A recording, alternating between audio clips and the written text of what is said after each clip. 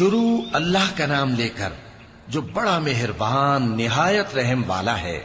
جب آسمان پھٹ جائے گا اور جب تارے جھڑ پڑیں گے اور جب سمندر ابل پڑیں گے اور جب قبریں اکھیڑ دی جائیں گی، تب ہر شخص معلوم کر لے گا کہ اس نے آگے کیا بھیجا تھا اور پیچھے کیا چھوڑا۔ اے انسان، تجھ کو اپنے رب کریم کے بارے میں کس چیز نے دھوکہ دیا؟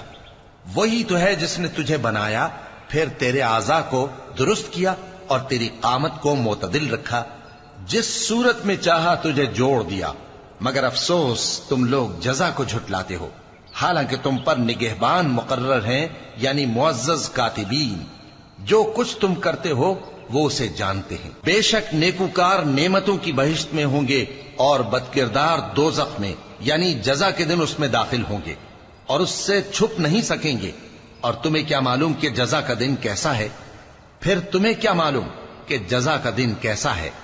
جس روز کوئی کسی کے کچھ کام نہ آ سکے گا اور حکم اس روز اللہ ہی کا ہوگا۔